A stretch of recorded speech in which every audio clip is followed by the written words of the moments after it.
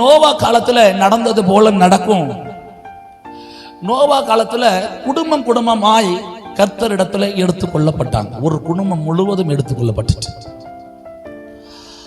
அப்ப இந்த நாட்கள்ல குடும்பமாய் தேவனிடத்துல ஜெபிக்கிறவங்க இருக்கிறாங்க. குடும்பமாய் கர்த்தருக்கு முன்பாக நற்சாட்சி பெற்றவங்க இருக்கிறாங்க. குடும்பமாய் தேவனுக்குள்ள வைராக்கியம் பாராட்டுறவங்க இருக்கிறாங்க.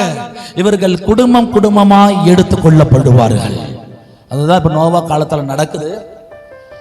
அப்ப ஏன் லோத்து காலத்தை ஆண்டவர் சொன்னார்? லோத்து காலத்துல என்ன நடக்குது?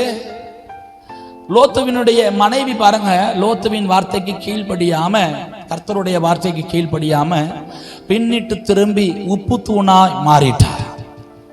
அப்ப இந்த லோத்து காலம் மாதிரி என்ன நடக்கும்னா, குடும்பத்திலே ஒருத்தன் கைவிடப்பட வாய்ப்பு இருக்கு. லோத்துவினுடைய மருமகன்மார்கள் கைவிடப்பட்டாங்க. அப்போ குடும்பத்துல சிலர் கைவிடப்படுகிறதுக்கு வாய்ப்பு இருக்கு. அதான் லோத்து காலத்தை மென்ஷன் பண்ணுகிறார். இப்ப அதே மாதிரி நடக்கு. நம்ம சபையில மற்ற சபைகளையும் பார்க்கும் பொழுது அக்காமார்கள் அதிகமா இருக்கிறாங்க. கணவர் வரல, பிள்ளைகள் வராங்க, பெற்றோர்கள் வரல. குடும்பத்தில் ஒரு சிலர் அவருடைய வருகை வரும் பொழுது கைவிடப்பட வாய்ப்பு இருக்குது. நீங்க கொண்டாலும் ஏற்றுக்கொள்ளாவிட்டாலும் இதுதான் சத்தியம். இதுல ஏதாவது மாற்று கருத்து இருக்கா? என் மேல கோபமா? ஏன் நோவா காலத்தையும் லோத்து காலத்தையும் ஏன் சொல்றாருன்னா, நோவா குடும்பம் மாதிரி குடும்பமா ஜெபிக்கிறவங்களும் இருக்காங்க. லோத்து காலத்தை போல மனைவியோ கணவனோ பிள்ளைகளோ கர்த்தரிடத்துல இல்லாமலும் இருக்கிறாங்க. புரியுதா? நான் சொல்றது புரியுதா? அதனால உங்க கணவரை நீங்க எவ்வளவு நேசித்தாலும் உங்களோட நேசம் உண்மையா இருக்குமானால் ரட்சிப்புக்குள்ள நடத்தினாதான் உண்மையா இருக்கும். எங்க அப்பாவை அம்மாவை நல்லா நேசிக்கலாம், அன்பு காட்டலாம்.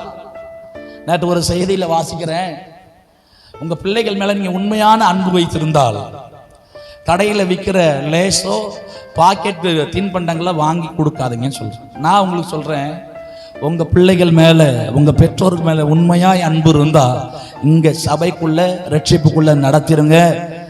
உங்களை பெற்ற பாக்கியத்திற்கு அவர்களும் பரலோக ராஜ்யம் வருவாங்க. அதனால லோத்து காலத்தை மென்ஷன் பண்றாரு, நோவா காலத்தை மென்ஷன் பண்றாரு.